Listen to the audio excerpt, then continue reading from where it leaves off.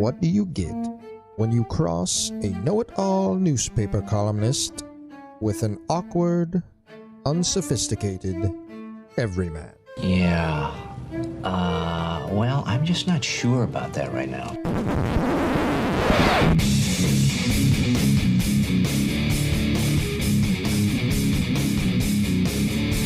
Welcome to Couch and the Roo. Welcome to Couch in the Roo, presented as always by Pure Options Precision Crafted Cannabis. This is the weekend, this is the Saturday of the Pure Options Back to School Block Party at the Frandor location. Great way to tailgate and take in the MSU football game on their 22-foot screen. The event runs from 1 p.m. to 7 p.m. 1 p.m. to 7 p.m. I'm about to give you the Groovy Donuts hours here. 1 p.m. to 7 p.m. It's a consumption event. 2 Chainz is going to be there. Live music. They're going to have food trucks, games. Great way to tailgate. Go to pureoptions.com. Click on events. You can buy the tickets there. And if you use the promo code BOGO, B-O-G-O, you can get buy one, get one free on a $20 ticket and take a friend with you. Also, $200 VIP tickets, which come with a package that's worth well more than that. Should be an awesome time. 1 p.m. to 7 p.m. Saturday at the Frandor location of Pure Options. Great way to watch the Michigan State Maryland game. And our Friday afternoon show, brought to you by our friends at Firekeepers Casino and the Firekeepers iCasino and Sportsbook app. Great time now to download the app. College football's here. The NFL is back. All of that at your fingertips with the Firekeepers iCasino and Sportsbook app. And you can play the games, bet the games we're betting, or fade us, which is probably the better way to go. How you doing, my friend? Like last night. I mean, I felt all of Fred Human. I do hear your voice in my head when I take really good pianist. Absolutely. I mean, fucking everybody masturbates. Free Ubers. Hey, buddy. Hey. Yesterday was unbelievable. Last night with the Tigers and the football game, it was unbelievable. Like, how can you not love sports? It was incredible. And the U.S. Open. Tigers Grand Slam. U.S. Open tennis was good, too. Like, it was a barrage of – it was great because I was on the treadmill trying to watch it all at once, which is what I need. Of course. I want things to keep my heart rate up, keep me engaged, so I'm not thinking about how long I'm walking. Just go, you know. And it was all – the Tigers was – that was awesome. The Tigers was fun. I was hoping Carpenter would do it, but then Meadows did it and was like, this is like – it feels like the players said from the other game against San Diego. Like, it felt like a playoff game environment. 2 outs in the ninth, 3-2 count. Top of the ninth, yeah. Home run, you know. I mean, that's sort of the backyard dream, right? It's like down to your last out, bases loaded, grand slam when you're down 3-0. The great football game last night. No, here's the question, though. So I'm going back and forth between all this. Did you see the Tigers live, or did you have to catch up on it? Nope, I saw them live. I have two TVs. Okay. I had the football game on one. I have the baseball game on the other. Yeah, I was going back. Have to. I didn't have the 2 TV thing going, and I regret it. Now, and I gave up. The Tigers had a sort of a rally where they had the bases loaded and 2 outs a few innings earlier, and after that, I sort of gave up. Torque left him on base. And, well, no, Torque got on, right? He walked or something. I think Torque was on. Somebody else left him on. I don't know. There's a lot of pure options flowing last night. So yeah. No, fair enough. Anyway, yeah, that was fun. Wait a minute. Why didn't you have 2 TVs out? Like, does your wife make you put them away, and then like when you want to watch sports, you bring them out? It's the way I have my treadmill set up now in the den is I would have to bring the Could you take a break? I mean, you've been on the treadmill for like 7 straight days. You could take a break and watch a couple games. I mean, if you are going to enjoy Groovy Donuts like I enjoy Groovy Donuts, you have to have a treadmill in your life. I mean, that's the one day. side. It's a Groovy no matter Donuts what you're doing. Sponsored. No, I try to walk at least 5 miles a day on the treadmill. Yeah, right. Yeah. It's got to happen. I mean, I can't. You know, you could just eat a little less and have to do a mile. Trying to do both. You know, yeah, that's good. Trying to do at least you're trying to curb your eating with a treadmill. Yes. Yeah. So no. Anyway, but I had to go back and catch up on the Tigers and all that stuff, and the football was fun. It was a fun night. It was fun to see the Tigers.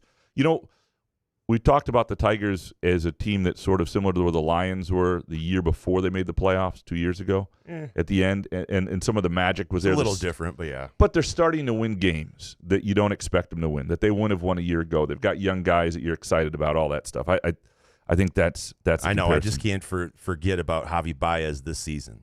Hopefully, if he's not on the roster, I'll get over it next year. But if he's back, oh, my God. That's fair. Yeah. We are going to dig into your Groovy Donut Twitter questions momentarily. It's really an MSU football bonanza. There's some good, fun life stuff and some other college football and Michigan and even some hoops. But I would say 80% of it Michigan State football, and there's some good stuff. It should be a fun show. Hopefully you're not completely exhausted by the time we finish reading that. Before we get into the Groovy Donut Twitter questions, what we're betting this weekend, presented by Firekeepers iCasino and Sportsbook app. Jason, are you betting anything this weekend? Duh, absolutely. Here's the 3-leg parlay I have so far. I'm sure I'm going to have other bets over the weekend. Northern Illinois at Notre Dame. Northern Illinois getting 28 points. Washington State at home against Texas Tech. I'm taking the money line there. And then the third game, San Diego State plus 7.5. I had to do an alternate line on this one. I think the line's like 6.5. I like 7.5. That 3-leg parlay pays plus 458. So $20 pays $111.67. That's pretty good. Yeah. That's a really what I try to do, Graham, is I try to look at the games. Like next week, I'm already looking at the games that I like. Then I try to put those three together, and whether it's a catastrophe or maybe it's just gut feel games that I like, and I like to throw those in a parlay. I've got a safer parlay this week, but I think it's a parlay people can enjoy. They can ease in. I know Michigan State fans will enjoy the parlay. So 3 legs, money line parlay, money line favorites. I like Texas over Michigan as part of the parlay. I like Tennessee over North Carolina State as part of the parlay. All right. And then a little bit bigger favorite on the money line, which I don't really understand because it's an NFL game. I like the Bengals with Jamar Chase back and everything at home against the Patriots to open. You do those 3, it's better than plus money. What's the money line on the Bengals game? Because they're like a 4 in the 430s, 420s, something like that in there. So you do those 3, it's better than plus money. I think all 3, you don't have to worry about covering. You're playing the same game the team's playing. In other words, they're trying to win, you're trying to win. And I like all 3 of those. I like Texas. I like Tennessee. I think you're dealing with better teams, even though they're on the road. And then I like the Bengals at home. The NFL is always dicey. You got to be careful with the NFL, but I do like that favorite. Plus money. I think it's I think the Bengals are everyone's survivor pool pick in week 1. Yeah. So watch that go haywire. But that is what we're betting this weekend, presented by the Firekeepers iCasino and Sportsbook app. Are you ready, sir, to dig into these Groovy Donut Twitter questions? Let's do it, my friend. Eric Schultz up first. How surprised were you at what little effect Jack Velling on the FAU game? Seems like he'd be a heck of a security blanket for a young, inexperienced QB. Was his uninvolvement more due to lack of scheming to get him open, or more due to Childs just not looking to him enough?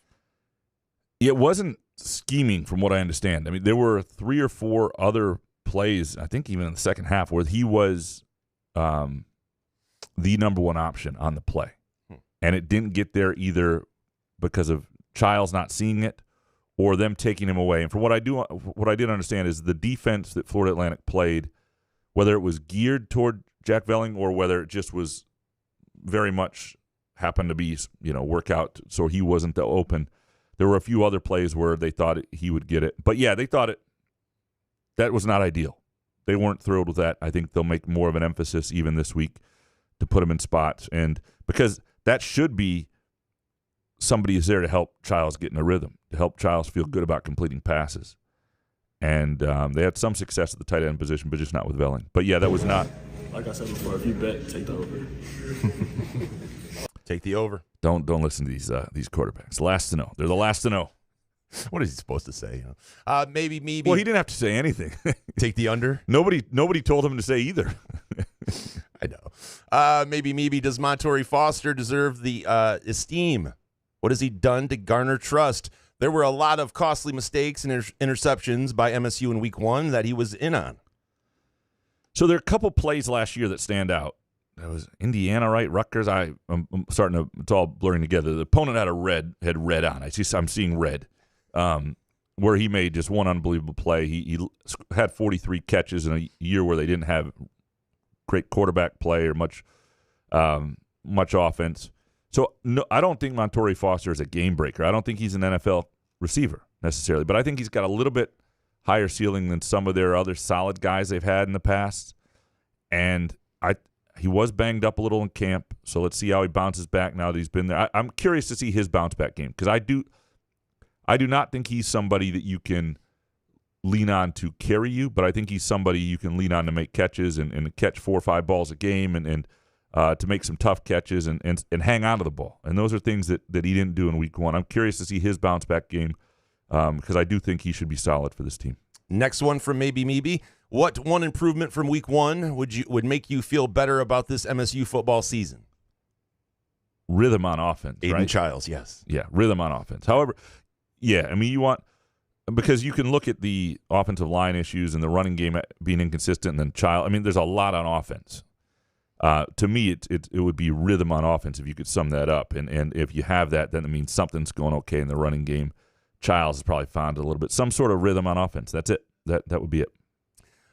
Gorham, volleyball dad. Will Treese make a shirt that says, "I'm no gynecologist, but I know Liz Frank when I see her"? It's a little wordy, but yeah, I think we could do it. We can make that happen. Yeah. By the way, Therese, will Therese be at the next week's live event? I believe so. Okay. I believe so. She had surgery yesterday. She's doing great. It was in and out of Sparrow. By the way, I was at Sparrow from 10 a.m. until like 7:30. Made it home just in time for the lightning strike delaying the game. Got us back home just in time. But she's doing great. I feel like she will be there next week if she's feeling good. But either way, I'll be there. When she was we'll have some swag. When she was in surgery, were you tapping on the door saying, "Hey, game starts at 8:20"? No, hurry up? You know what? She was the one telling the nurses, like, we got to get home for this game. I'm like, will you stop? You're gonna make me look like a fucking psychopath. Like, I don't. You know what I mean? Like, so then I go in after the surgery, and she's like, they said, well, she can leave if she eats some graham crackers, if she walks around a little bit. So, like, I go in to see her after, like, I have to sit there for an hour and wait for her to get out of the grogginess and stuff. So I go in, and she's, like, ready to start walking. I'm like, please tell me that you're not doing this because of the fucking game. Now, if it were a Lions game, then I would be like, yeah, let's go, let's get it. But, I mean, you know what I mean? It was like Ravens-Chiefs. I'm not going to sit there. But that's why she's the greatest wife. I love her very much. That's her mentality. That is a story we're telling, presented by our friends, of course, at Midtown Brewing Company in downtown Lansing. An awesome place to catch a game this weekend to just sit at the bar and enjoy American Stout. Tim beer. Stout. How do you forget that name? I could go either way. I could drink that beer. I might not. But also a great place to see us next week and hang with us. We are doing a live show on Saturday, September 14th, the day of the Prairie View game at Michigan State, which is a 3:30 kickoff. We're going to start our show about 11:30. You can get there 11 or any time after. We'll get going about 11:30. We'll do a live show. We'll have some fun. We'll hang out. We'll do some swag, similar to the last one we did. We hope as many of you can make it as possible. I know some people are doing tailgates to start early and you won't be there, but if you're going to a tailgate later, there'll be plenty of time.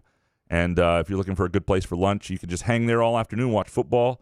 If you're not going to the game, it's a great place to just have a meal and enjoy time with us, and then go about your day and catch the game we can a little bit smoke later. some Pure Options in the parking lot before, We'll get it. Yeah, we'll do the whole shebang.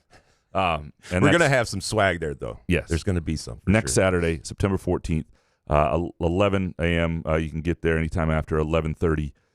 Couch in the Rube, Saturday special will begin. Gotham volleyball dad, how did the hype around Childs start?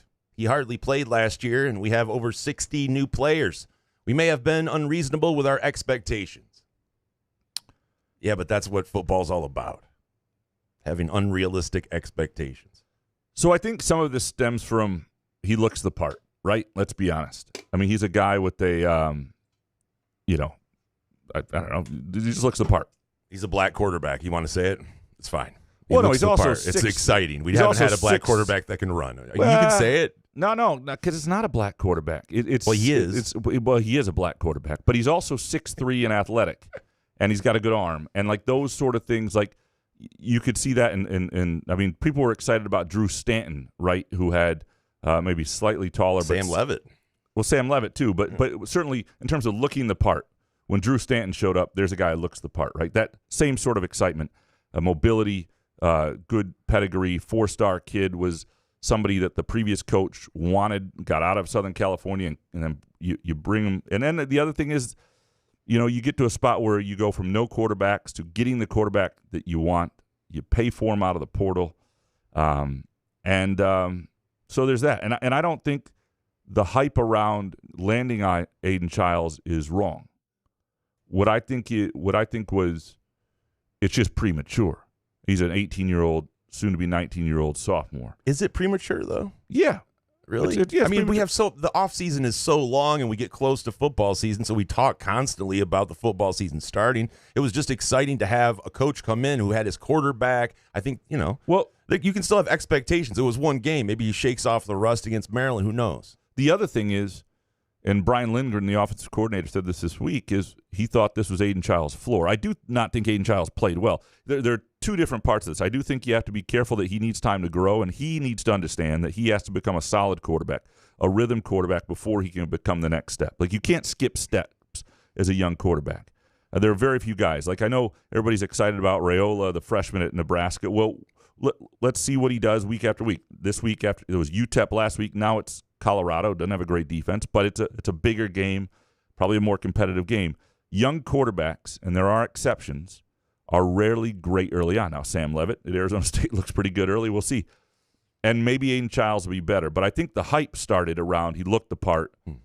MSU needed a quarterback, and it felt like they landed a big recruit, a big deal guy. And when you land a big deal guy, and then Childs does not help his own hype because he's not somebody who's shy about his abilities, and he's going to have to understand that. I think he's in some ways he's got to let himself grow into this. DeUper, I assume Jonathan Smith has a ingrained hatred of Oregon. Does that mean our neon green uniforms are officially dead for as long as he is coach? Am I alone in thinking that they were kind of cool? It's like you and Colton Pouncey and a few kids. I mean, I did not they were like pretty them. sweet. I fucking hated them. It helped that you hated them. So then I was like, I gotta like these. I rooted against MSU every time because it used to be that. Well, you're not a fan, so. But it used to be that schools had a little bit of self-respect, and so if they wore a uniform where they performed poorly in that uniform, then they would just burn that uniform. They wouldn't play it again. If they had some epic game, like as soon as they had the epic collapse against, I think it was Illinois wearing those uniforms a few years back with D'Antonio, I thought, that's it, burn them. But Michigan State stopped being a self-respecting uniform program, even though they have great classic uniforms, and they kept wearing the neon. So I do hope the neons are dead. I have not asked them this. I'm scared to find out just because I don't like sitting there rooting for bad things for Michigan State. But when they wear the neons, I will. Matt C., does Aiden Childs bounce back or still look like he ate a box of Groovy Donuts pregame again? I feel like if you ate the Groovy Donuts pregame, you play really well. Yeah. That's not just because they're a sponsor and great friends and they're awesome people. So. Let me say this. Eating a box of Groovy Donuts before an athletic event, not great. But I am somebody who, has eaten... when Graham's on a treadmill, there's nothing he loves more than a donut. I have had a Groovy Donut on the way to play pickup hoops and played exceptionally well. There's a single Groovy Donut will only put you in a better mood, put you in a better frame of mind. There's nothing like that. In fact, I used to, when I was in high school tennis, so now we're talking mid-'90s, and this is before I was introduced to Groovy Donuts or before Groovy Donuts existed, I would sometimes take donut holes, like a box of donut holes, to an invitational on a Saturday and just eat them between matches, and felt fantastic. Played well. I mean, I was 15, which helped. But just popping them, just showing off. Popping. All the other kids are drinking protein shakes. Most of the rest of our team was Asian, so they were eating like sticky rice. Now, I'm not kidding. I'm not trying to play on stereotypes. Like it was like the ultimate. We had a huge Hmong and Laotian population. What? And yeah, Hmong. Like have you seen the Gran Torino with no.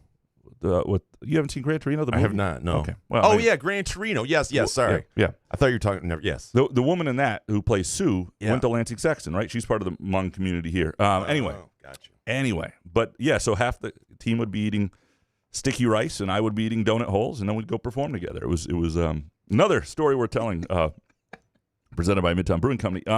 You've had too many donuts, mate. Yeah. By the way, speaking of Groovy Donuts and football and all these great things, fall donuts, fall flavors are back at Groovy Donuts. Apple cider and pumpkin spice cake donuts, caramel apple Bismarcks, all of these available at Groovy Donuts, either location on Lake Lansing Road in East Lansing and also in Williamson. They're open 7 a.m. to 1 p.m.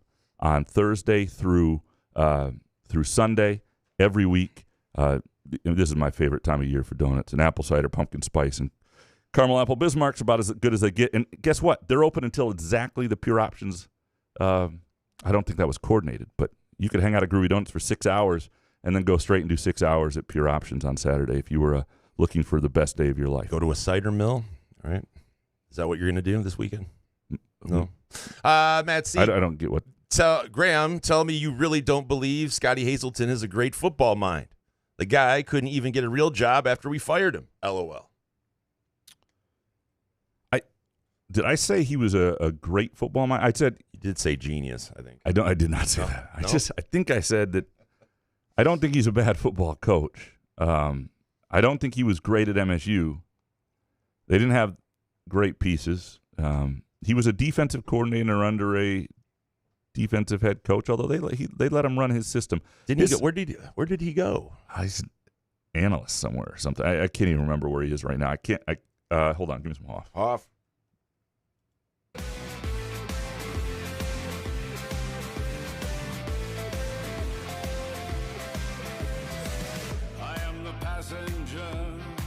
Yeah, he's at Texas. He's a special assistant at Texas, so he'll be in Ann Arbor this weekend. So if things go wrong for Texas this week, you know where the blame should lie. It's his fault, yeah. Jebediah is the under the play this weekend. With MSU's defense looking good so far and Maryland also having a lot to replace in the old offensive line, this looks like it could be a slugfest. And from Kurt Wisniewski, over under 54 at Maryland? ? 54 would be an adjusted line. I think 44 and a half is what I've seen out there as the line. I would advise the under if I was going either way, but I don't have a perfect feel, not because I think Michigan State's offense is going to light it up, because I just don't know how good Maryland's offense is. I just feel like you have to see it before you lay some money on it. It's tricky. Yeah, now you can watch it, you can watch a half or a few drives. That said, you got to be careful of that, because if you were watching the Thursday night NFL game, there's 2 touchdowns and 2 drives, and you might be quick going, oh, shoot, I should have been on the over. And then, that game wound up being, it did slightly go over, but it didn't wind up being the game that it looked like it was going to be there. So over-under, if you find an over-under at 54, an adjusted line, whatever, and I think over-under 54 it would be a really good line to take. Is you can find that in a parlay or something. Jebediah, did you think it was possible the words Spartan speak about fucking time could ever be texted to another person? My dad said he was checking every day for a new episode. Hope it was worth the wait for the first-time listener. He sent the messages between him and his father, too. Solari and I were happy to deliver another Spartan Speak episode, which dropped last. See, what happened with Spartan Speak is we usually take a little break over the summer when we're off and everything. But then Phil Friend used to produce it for us. He was on it, and then he at least produced it.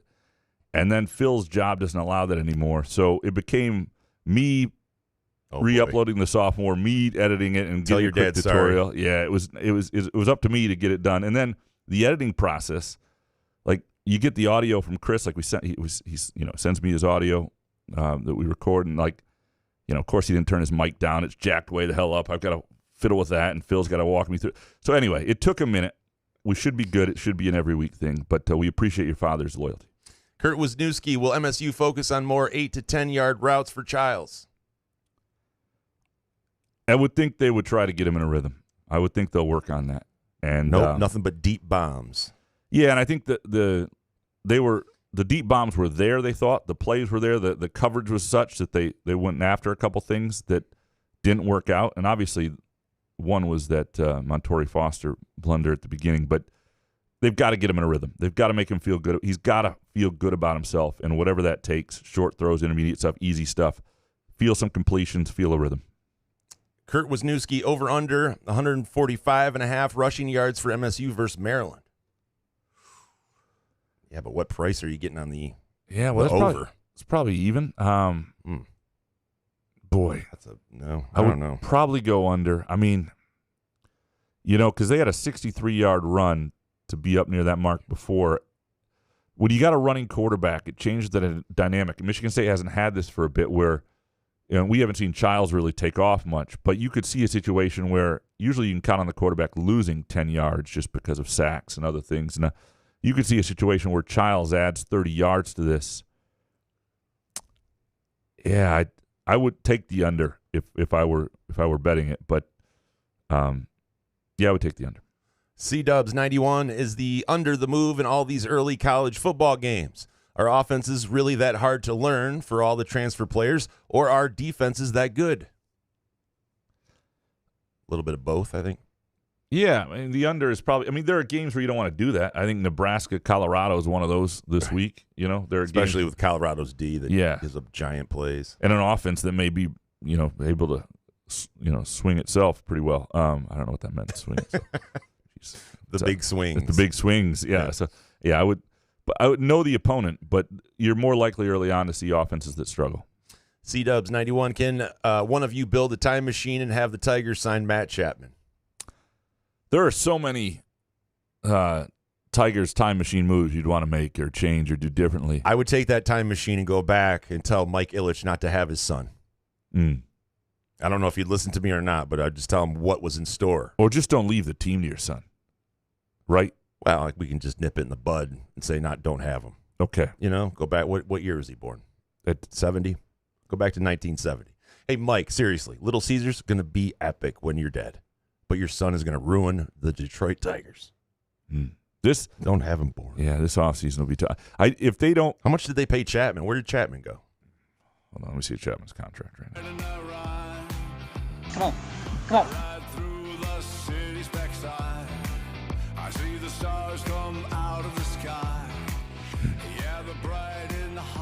So the Giants paid him 6 years, $151 million. Woo. That was his extension a day ago. So I would like to ask Chris Ilitch if he would have been okay if hypothetically if the Tigers signed him for that number. Is he okay with that? I mean, he's got a lot of if any of these young players wind up being worth big extensions and he's not willing to pay it, and that includes Scooball.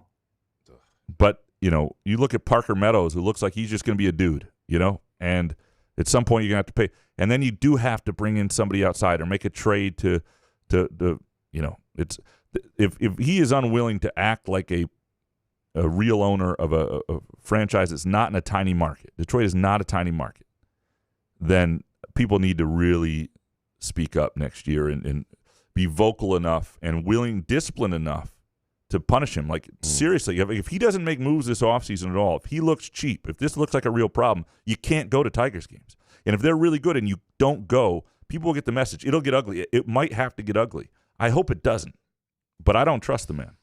C-Dubs 91, do you have a Rich Homie Quan storygram? Rest in peace, Rich Homie Quan. You know, when he was hanging around Michigan State's football team, you know, the Rose Bowl year, he was a young guy back then, but I didn't even know who he was. I didn't. I mean, I'd heard of him, but I'd never listened to music. Genre of music, I don't think. Well, I like. Yeah, I mean, he was too young. He wasn't making movies or music in '96. He wasn't on any of Tupac's albums. He wasn't on any of, you know, 2013 Graham didn't know who a 21-year-old rapper was for the most part. That's fair. C-Dubs, after seeing the Chiefs game last night, is it safe to bet on them winning the Super Bowl? Not based on talent, but on officials handing them games week after week. Well, it's tough. Likely's foot was out of bounds, but yeah. I mean, the penalty, the offensive, like, offsides or whatever they were doing, the wrong formation. The Ravens had like 3 of them in the first drive or whatever. The Chiefs look fun to watch. They look good. I had them on the over 11.5 season wins. I'm feeling better about that after last night. I don't feel great about the Ravens, weirdly. And I know Lamar was exciting to watch. I don't know how sustainable that is. The way he was playing like it was a playoff game. And then you still see when he's got to make a big throw at the end, he missed 2 at the, you know what I mean? Like you still see moments from him where like, he doesn't make that throw.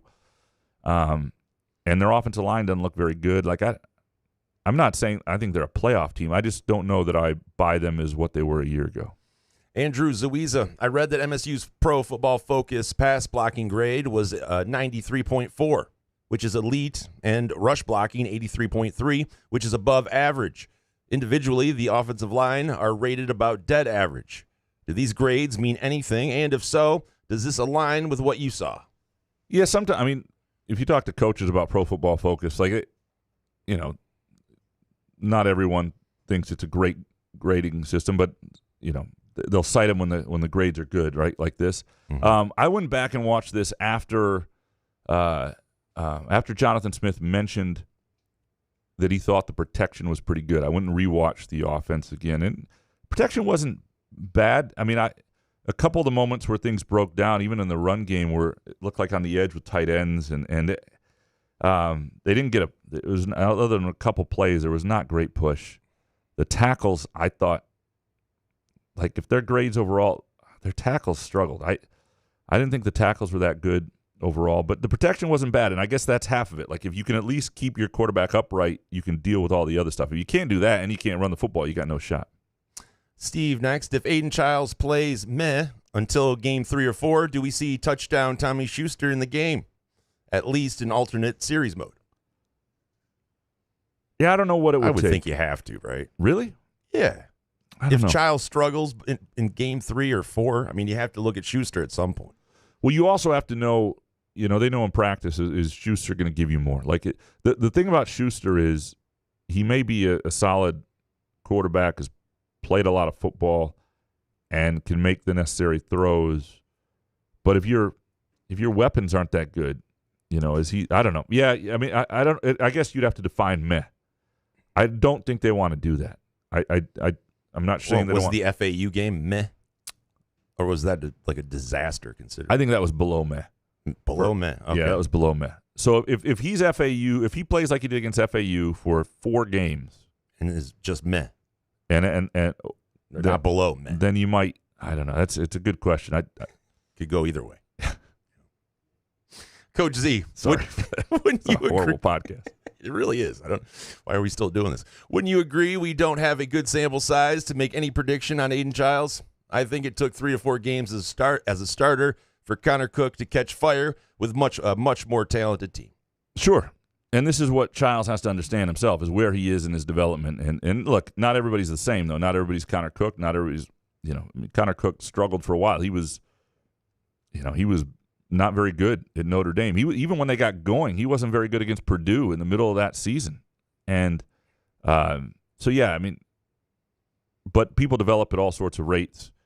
And just because you look the part, just because you have the arm, like I think the problem is we have too much time in between to talk about these 100%. games, and we're just, you know what I mean? Like one game against FAU, everybody's like, I don't know about this Childs guy.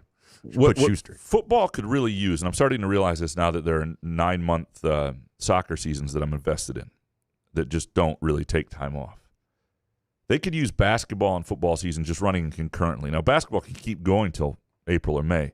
But if you had 2 Michigan State basketball games between every football game, then people would be distracted. And then, football's okay, cool. And just instead, it's like you've got all this time to dissect it. And, I mean, it's part of what football is, but you're always going to overreact to each week because it's once a week. And that's just there's a crescendo up to this big moment, and then it restarts itself. And if Childs plays really well this week, the narrative will flip like 180 degrees.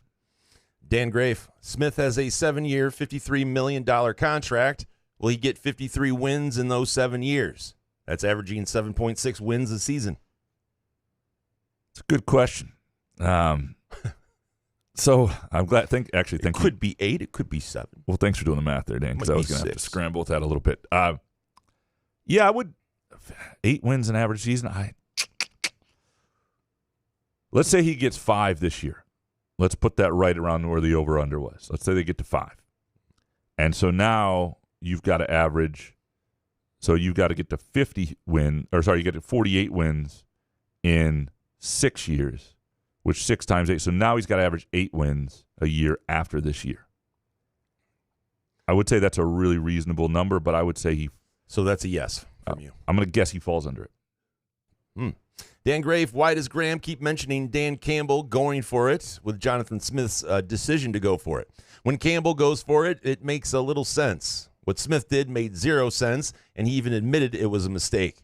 You make the game a 9-point game, and Campbell would have kicked that. Well, Campbell wasn't always right. No, in some of those cases. And right? Campbell did what Smith did is something that was very Dan Campbell-ish. Like there are moments where it's like it felt like you should not go for it for sure, and he went for it. There have been 3 or 4 moments with Dan Campbell, and they don't come to mind offhand in terms of specific instances but I remember thinking, what are they doing? Like, not now, not here. This isn't the time. And so I don't know that it was all. And now he's in commercials for Applebee's. It's amazing. Right. Which, yeah. By the way, one of the things that I tweeted this about melting moments, but the same goes for Groovy Donuts. The healthiest meal on the Applebee's menu is like 650 calories. That's like 3 Groovy Donuts. That's like 1 melting moments ice cream cookie sandwich. Like, choose your calories wisely. You can do better than Applebee's. Sorry, Dan Campbell. But yeah, to answer the question, I did think what Smith did not make sense. I understood a little bit of his thought process in terms of setting a tone, but not there. But there have been moments where Dan Campbell's been the same way. And to go back to your previous question, Dan, I think as I do the math and I think about bowl games as well, so you're getting 13 games a year, I would put him slightly over 53 if I had to bet it for 7 years. Mr. Benjen, with all the penalties, drops, personal fouls, is this SOS all over again? Same old Spartans. Yeah, or same old shit, whatever you want to call it. Same old shit. Well, it's year one. I mean, the program didn't entirely change. But, judging what a program is going to be under somebody after one game, when actually there were some promising things defensively, I think you have to be careful, like not overjudging that. And it's impossible. Yeah, well, that's what we do. Well, you missed one from Benjen. Oh, shit. I'm sorry, Benjen. Was Jonathan Smith's 4th down attempt in the 4th quarter an insight into shitty decision-making? Again, too early to know. I feel like you covered that. Yeah, too early to know. Sorry. Yeah. Benjen, shouldn't Nate Carter be the clear second running back? No.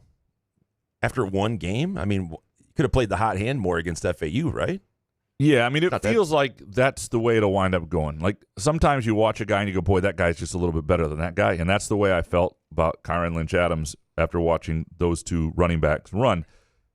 And I think the coaches felt the same way about the performances. Now, I think they'll start Nate Carter this week. But I think you'll see a much more balance. Like, it was 18 carries to 9, Nate Carter for Lynch-Adams, and I think you'll see much more balance this week. And if it continues to play out that way, and I suspect it might. I don't know that it's clear yet, but it definitely piques your interest. Professor, next, does Aiden Childs finish his NCAA career at MSU? Yes. I would have to bet. If you're asking me, so the question is basically, I mean, I have no fucking idea. If Aiden Childs was sitting here, we could ask him and he'd say yes, and he'd say bet the over, and he wouldn't know either. But if you're asking, if I had to bet it one way or another, I would bet yes, because I think, one, it doesn't help he's already transferred once. Leaving a system that he likes doesn't help a guy develop. And Michigan State will pay the NIL money to have the frontline quarterback, so that's not going to be an issue, I don't think. So if I had to bet it, I would say yes. Bottom line is I could see that game going one way or the other. Professor, how watchable is preseason NBA basketball? Not at all. And if you're talking about the game at Breslin between the Pistons and Suns, keep this in mind. Durant going to be there? Yeah, it's hard to know. My guess is Booker plays. He's a Michigan guy. Yeah, for how long? Well, the other thing is Les Mis opens that night at Wharton. Okay, God. It's like 5 nights of Les. I mean, it's a great night to. I'm even considering tailgating Les Mis with some friends. Like, I will not be anywhere near Breslin, and I hope that doesn't cause a parking jam with Wharton and all that. Get the hell out of when Les Mis is in town. Nobody has any time for your freaking preseason basketball, Matt Ishbia. Get out of here. Nobody's going to praise you for this decision. It's Les Mis week. Nobody needs anything from the Pistons and Suns at Breslin Center. Jarrett, next, what would make college football a more watchable product? I watch it now. I don't know. Well, here's the question for you. And I think there are 2 different experiences here. It's TV and in person. On TV, it would be, the NFL does a better job with this, where they sort of, instead of commercials all the time, they have an ad running, but they stay with you and you get to see what's going on. Or sometimes they keep talking through some. Yeah, but then they push it back, and then the ad is like full. It's like, It's Let's not take a commercial break, I guess. Well, it's not great. Shorter commercial breaks would be the key, but I think being more inventive with, fewer commercials. And I know you think that's less ad revenue, but I'm telling you right now, if the company that I love is the company when they say these next 5 minutes are presented with limited commercials or without commercial interruption by this company, I'm all for that company. I don't really care what that company sells. I'll buy it. Like that to me is respecting my time and my experience.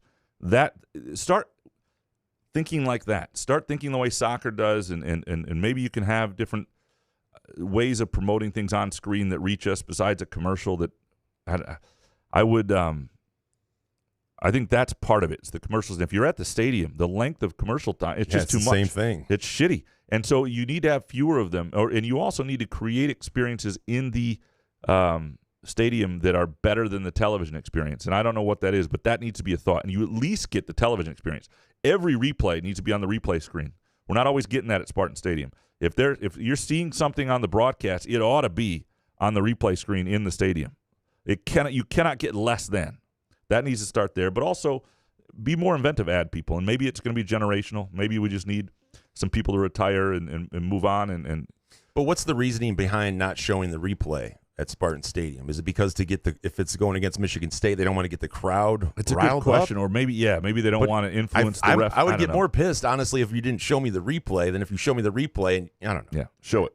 Yeah. Jarrett is the War Eagle at Auburn, the most ridiculous legend in college football. I don't even know what the legend is of the War Eagle. Should I read it? Yeah. Okay, War Eagle legend. I don't The Eagle once pushed a gay guy downstairs. see. That never happened. Phrase has a long history. Okay. We need somebody who can write without. Is that Wikipedia? No, it's their thing.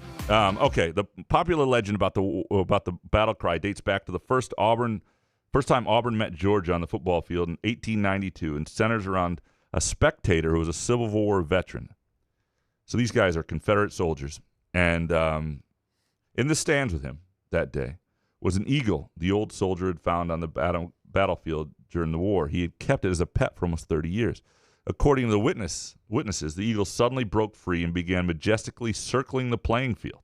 As the eagle soared, Auburn began to steadily march toward the Georgia end zone for a thrilling victory. Elated for their team's play and taking the bird's presence as an omen of success, Auburn students and fans began to yell "War Eagle" to spur on the team. At the game's end, the eagle took a sudden dive, crashed into the ground, and died.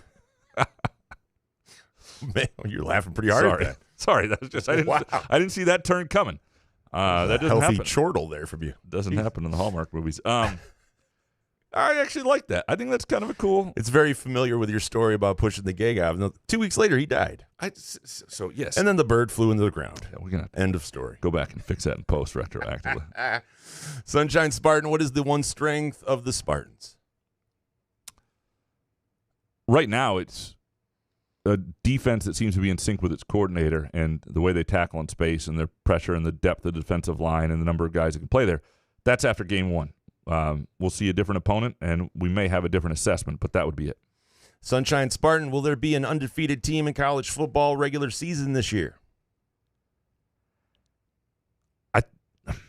Georgia looks good, amazing, yeah. but you look at their schedule. I mean, obviously, there's going to be a game where things get dicey for them, and these are still 20-year-old kids. In Georgia, they like to drag race, so 3 of them may be in jail overnight at some point. I would bet yes, but could go either way. Sunshine Spartan, any shows you are embarrassed to say you enjoy? Mine, Virgin Rivers, Graham. It's definitely up your alley on Netflix. 5 seasons. Well, I've seen them. Don't worry. I know. I was about to say. I know Virgin River. I mean, there's nothing Graham watches that is not embarrassing. It's not like my favorite show in the world, but it's got a very Hallmark quality. In fact, many Hallmark movies are filmed in the same area. You will see some crossover actors. I don't even care that you watch them. It's just it's annoying how passionate you get about it. Like, I don't care. You go watch Netflix or Hallmark movies. It's just you're so passionate, like your voice and everything. I'm kind of an annoying person. So there's that. Likewise. Sunshine Spartan, No, Jay Riemenschneider, which is closer to a 100% guarantee? Michigan beats MSU or Ohio State beats Michigan? I wouldn't bet on either. So I think right now, after week 1, you would say it's Ohio State beats Michigan. Just because Michigan's offense, and maybe things will come together, and we'll find out a lot about them against Texas. Michigan's offense looks like it's going to be a problem for them. And I don't think the offense we saw Michigan play is going to keep them in the game in Columbus. And if you can't play offense, it's hard for you to run away from other teams. So even if MSU isn't as good as Michigan, then you still have a situation where it's harder for you to put them away. So if you're saying which is closer to 100% guarantee, based on week 1, you would say Ohio State beats Michigan. Jay Riemenschneider, pretend week 1 didn't happen and we don't have any game results yet. Would Michigan take Cade McNamara right now over any of their possible starters at QB? Yes, 100%. Without question. I think so. Next one from Jay. Is your definition of an upset when a lower-ranked team beats a higher-ranked, even if the lower-ranked was favored, or only when the underdog wins, no matter of the team's rankings? Yeah, rankings have nothing to do with an upset. And then broadcasters sometimes get this wrong, although now that sports gambling is so much more prevalent, people sort of understand it. The odds decide what's an underdog. The rankings are all bullshit. They're decided by fools. I mean, I know that I'm one of them. I live in this business. I mean, it's not real. It's not anything tangible. Rankings had Florida State like number 10 playing Boston College or before that even Georgia Tech. Like that's rankings. And granted, that was an upset because the odds had it that way too. And I'm not saying the odds are always right, but upsets are decided entirely by the odds. Nothing to do with rankings. Never will. Never can be. Alan Perlstein, will this Spartans team be competitive in their games against Ohio State, Oregon, and Michigan? Yeah, sure. And's doing some work here I don't like, or would be a better way. What we saw from Michigan, which was a real struggle bus against Fresno State last week. Fuck. That's pretty. That's a record. I didn't have somebody send me a new record. I just haven't gone by the journal to get it. Anyway, Matt M in the live YouTube chat said over under 7 minutes until the computer charger breaks. Made the over. The over hit. Yep. Yeah, the over hit. Thank you, Matt. It's unbelievable. It is. I would say Ohio State unlikely, but we need to see more from Michigan and Oregon, right? And more from Michigan State. Oregon did not look good last week. And now Oregon, you want an interesting line. Oregon's like a 19-point favorite against a good Boise State team after Oregon won by 10 against a team that's probably not as good as Boise State last week. Like, is Oregon going to struggle this year offensively? And I have more faith in them probably getting it going, but the idea that they would be competitive in all three, I would say, is unlikely for Michigan State. But they could be competitive in one or two of them based on what we saw from the other teams the first 2 weeks.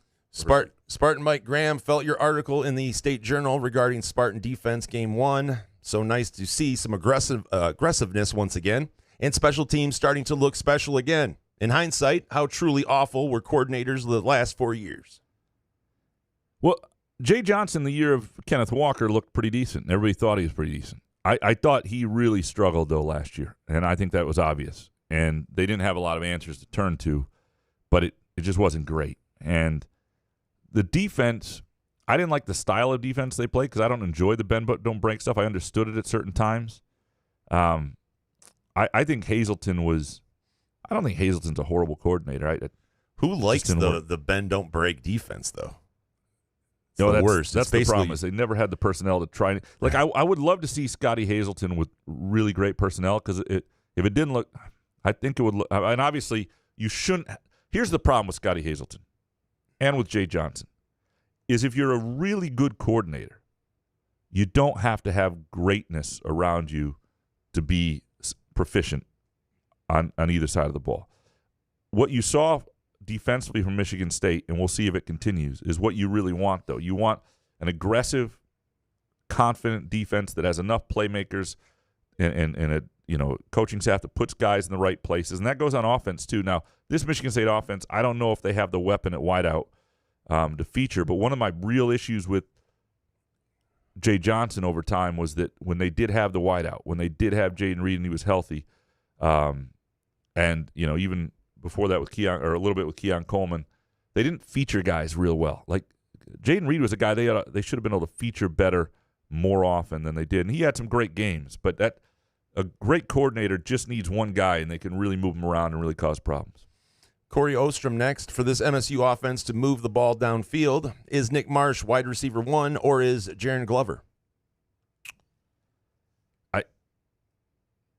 I'm curious to watch Glover a little more. I don't know what his ceiling is. There are moments where I'm like, that guy's gonna be something, and then he kind of disappears.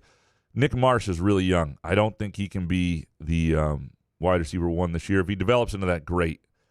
I think what you want from Nick Marsh is a guy who's, on the field half the time, and develops into that guy and makes some big plays here and there, and does give you signs of being a game breaker or a real difference maker. But a true freshman receiver, you don't see it that often. Next one from Corey. Will we see a 4th offensive tackle get snaps this week? Maybe Jacob Merritt, one of the Luneski twins, or kick Newman out there since he has experience. Here's the thing, and I know the tackle struggled a little bit yesterday or last week, and but those guys won they didn't see fit to put any of the other guys in because they didn't think they were in the top, not just the top 7 or 8, but they they played 6, and they sort of decided these 6 were better than the others, and they had a full camp to show they were more than that. I tend to think on the road in the Big Ten, unless somebody's really, really struggling, you're going to see the same offensive line this week. Last one from Corey. If they can set up the run to pass, can MSU exploit Maryland's back 7? Well, I mean, if they do that well, maybe. I don't know. I don't know what Maryland has, and UConn didn't tell us. I watched that game again, or sort of the full game. The first time I just caught bitches.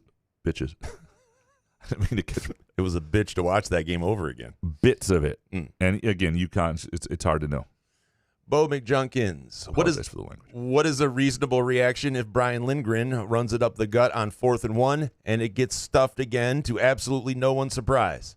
Am I going to have to hear from Graham on how he's a nice guy and how he's good at press conferences like Jay Johnson? The possibility of this is why you need to make a trip to Pure Options, right? Pure Options is here for you for your Michigan State offensive coordinator hate, for any frustrations during football season.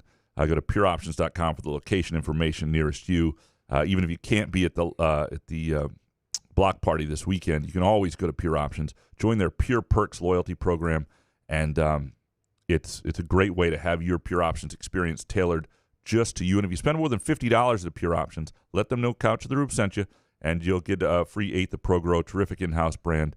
Let them know we sent you either way. When you go back to the 4th and 1 play that didn't work and how it got stuffed, and that was a tight end breakdown on the edge, Lindgren even said in hindsight they might have gone to something else. But I think he said something else I thought was important. He said they're still learning about their team. They learned some things last week about what they can block and what they can't. They're still figuring it out. Plays that worked well for them, where they were really efficient in the red zone at Oregon State, the personnel isn't as good now. And so they're having to deal with that and adjust on the fly as well. Next one from Bo. How does this school suffer so many critical injuries to critical players year after year? I'm past the point of thinking every school has this happen. Not every single year like this. No, Graham will tell you it happens everywhere. Yeah, I do think it happens. I mean, you lost I talk about this with the NFL and guys in the secondary that I wouldn't play my defensive backs until week 10 because they all get hurt. This is what happens, and it happens everywhere, every year. And a couple years ago when it hit Darius Snow and Henderson, both in week 1 to the extent it did, and how much those players were integral to what that defense did, I think was unfortunate for them and probably more rare that it hits a team like that, but this is pretty normal. Jordan Bunt, what is Maryland's campus like, Couch? Any cool landmarks? Yeah, it's kind of like a modern brick. I like the campus. Okay, the town itself, College Park, does not have a lot of great offerings, but it's they do have Looney's, one bar where I got my car towed a couple years ago, which then ended also the Gannett-wide policy. You can no longer expense having your car towed. That's something that changed right after I did that. That's smart. Yeah, welcome. Yeah, you're welcome. Yeah, another story almost worth telling, presented by Midtown Brewing Company in downtown Because Lansing. you'd have your car towed all the time if you didn't have to pay for it. Well, and I didn't mean to. Like I know. I just didn't see the spot markings and I what meant to have my car towed. Yeah. Because I want the LSJ to suffer and pay. Charbon and I had to take an Uber out to the middle of nowhere, Maryland, to get that car back for like $180. And I was like, yeah, cost of doing business. You're going to pay for this, LSJ. Not anymore, they said. Not anymore. But it's, I don't know if there's cool landmarks. It's kind of I love the Marriott that's right on campus where I stay. You can walk to the football stadium from there. It's kind of, it fits into the campus brick and it's a cool modern looking brick campus. I don't know. I like it. My sister went there for grad school, so I'm pretty familiar with it. Some dude, Couch, you proved to be a half-assed Lions fan with your snarky bullshit last year. What will happen when the Tigers make the playoffs next year, and why would it be different? What do you have against the Lions? I don't have anything against the Lions, other than they put me through some misery No shit. For most of my life. But yeah. I was dead inside, too. Yeah. But you're doing that sports writer thing where you have to be impartial. ZZZ thing. You can't sit there and just go nuts about the Lions. I was longer to come around on Goff and still more nervous about their ceiling with him than most people. That's what it is. And I think that comes rightfully across. so, but I think he's proved that he can be a good quarterback in this league. So. 100%. Andrew Gauthier next. Jason, have you seen The Beekeeper? Similar vibe to The Equalizer. What's The Beekeeper? It's here we go. Jason Statham. Oh yeah, Statham's good, right? Yeah. I just love Denzel's my guy. Like I'll watch anything Denzel's in. Wasn't Statham in Snatch with Brad Pitt? I feel like he was. Or as your wife calls it, cunt. No, she likes the word cunt. Andrew Gauthier, are there any sports commentator terms that you irrationally hate? I can't stand the phrase young freshman. So redundant. Can we stop saying that, please? Future plans. I mean, those are the best kind of plans. Future plans. How about just plans? That drives me nuts. But that's not really a sports broadcaster thing. Young freshman. Yeah. Yeah, it doesn't. That one doesn't bother me. Is there anything that you hear people say that drives you nuts? Oh, absolutely, but I can't think of it right now. Yeah. I would need a lot of Hoff, I think. But Andrew, are you guys excited for the Oasis reunion tour, or is this burst of 90s nostalgia something you don't care to invest in? I've heard conflicting things about their live performances, but the mystique and narrative of the band, I think, drives a lot of interest. I didn't know it was happening, so I can't say I was excited. What a smart way to just talk about the Oasis thing. I would love to. I don't think the 90s, because I love the 90s. So Same. I love that a lot of this stuff is coming back because a lot of the shit you and I listen to, right, is big again. I would love to see Oasis. I just don't want to pay $1,000 a ticket for it, though. So, and the thing is, and if you go to play like a music bingo anywhere, you will find and you will start to realize that 96 and 97 had those 2 years produced better music than all the years 2000 since have combined. Mm-hmm. Now, some of that's just the age I was and all that stuff, but you really start to realize how many great songs were in that era. I didn't really gotten excited about this, but I do like. I'm with you. I like 90s bands coming back.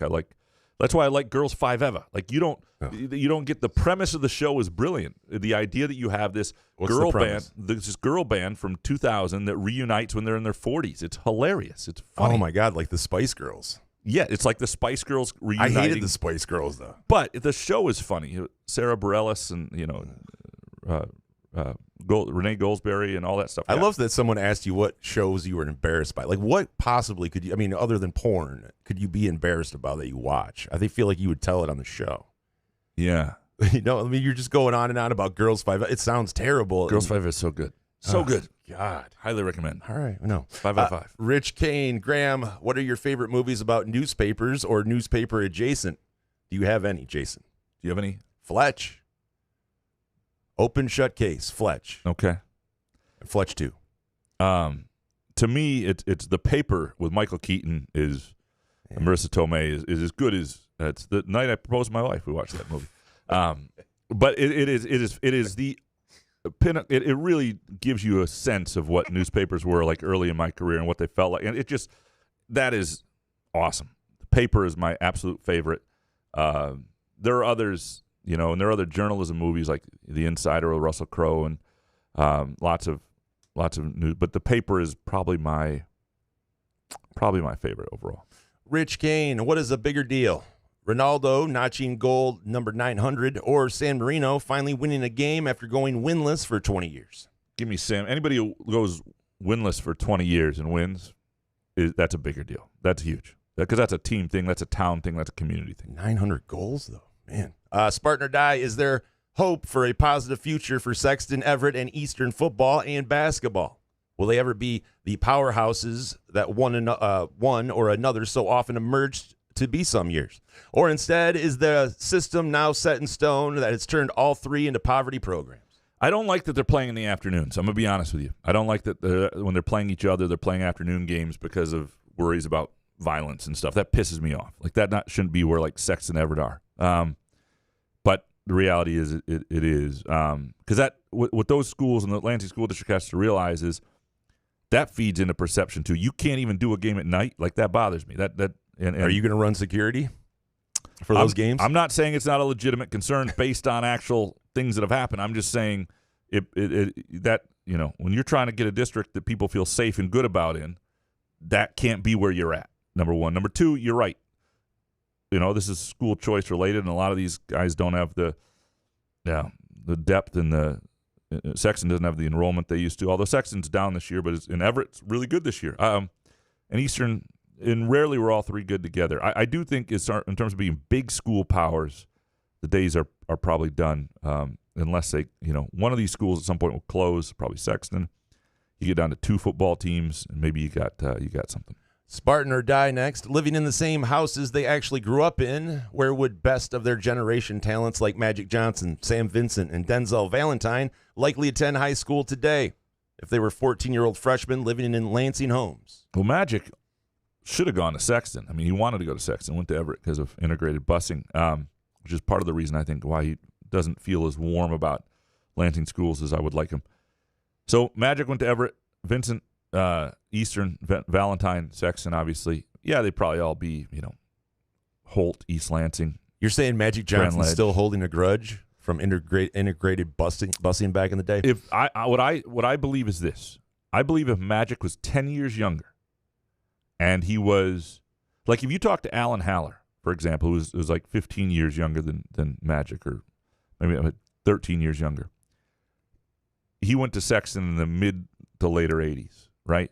He will tell you when like the sweet spot of Lansing schools between like 1980 and 2000 when it was really something special going on. And they were integrated a district where you had some of the best kids, some of the worst kids, but they made it work. And it just worked. You had good programs, good offerings, good vibes. Yeah, you had your problems, but whatever.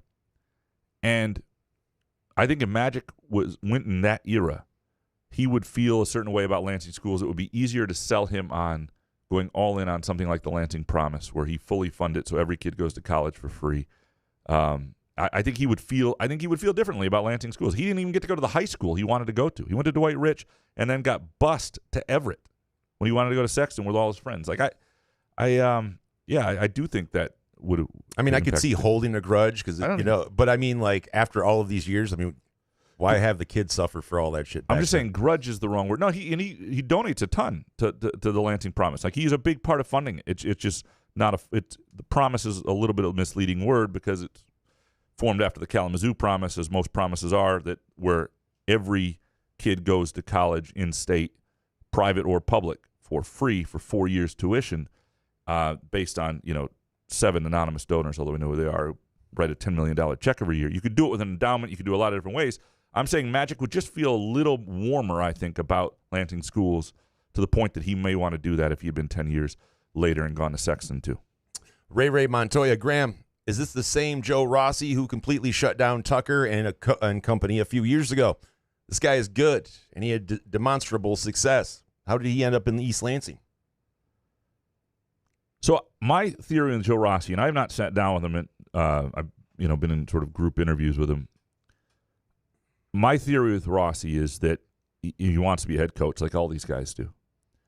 And he's been at Rutgers as a coordinator. He's been at Minnesota as a coordinator. They had some real good success. But you get to a point where you don't feel like the coach that you're working under in Minnesota is going to, like that program is going to get to a place where you're going to get the head coaching job from there. And you've got to make another move.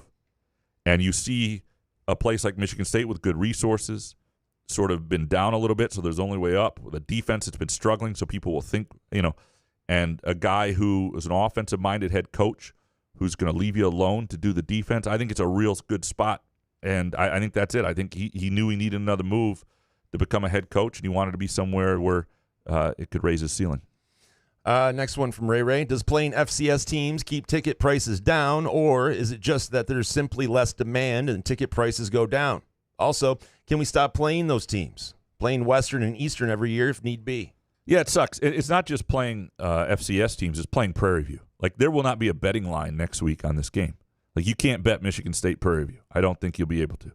Like, there's a level of offshore. Even there. I mean, good luck. I mean, maybe you'll find somebody who'll take it. It might be a guy. Some people might have a guy, but even the Venezuelan books don't like this stuff. It's not, because it's just not the same level at all, and it sucks. It sucks they're playing the game. I would advise start your day at Midtown Brewing Company with us, and that get a good base, get a good meal. Get a good time, get good vibes. Watch Michigan State score 50 points in the first half. It will tell us very little. I mean, it's going to be a hard thing to do 3 quick takes on even, because you just won't know what's real and what's not. And you want to see a game Tommy Schuster's going to play in? That one, for sure. I mean, I'm going to tell you right now, you, me, and I think I said the same line. This is why I suck at this the other day. You said the same thing? No. If we were on the offensive line for Michigan State, they would beat Prairie View A&M. If you substituted, I get pushed over. Their right and left tackles for me and you, they would beat Prairie View. I don't have it anymore. I can't do it. Ricky, I've been to other Big Ten stadiums in the past that have shown all the replay angles of a call under review. Why won't Spartan Stadium show the replays? That's another reason why my tailgate entertainment setup may outweigh the in-stadium experience. Yeah, they got better at this. They got criticized for it, and they got better at it. I didn't know if it was. Sometimes I don't know, because I've got a situation where I've got the replay going up on the big screen. I've got a TV above me, and I've also got the game on my phone. So I sometimes don't realize what's not being shown, where I'll start to pay attention and maybe ask. But they have to fix this, right? Because it sounds like people are kind of talking about the lack of replays, and why spend the money if they're not going to give you replays? And you got to listen to your fix. This is a simple fix. There are lots of fixes that aren't as easy. Like, how do you create revenue in college sports, but also create a situation where you don't have 5-minute media timeouts every 4 minutes for people sitting in the stands? That's hard to do. Well, first let's talk about why they're not doing it right now. Yeah, that's what I mean. Let me hear why. Is there not enough staff to do it, or right? I just would love to hear the reasoning. That's a very reasonable question, Jason. Yeah. Matthew Venny, outside of Prairie View, does MSU score at least 30 points in any game this season? They'll get to 30 somewhere. And will they get to 40? My guess is no.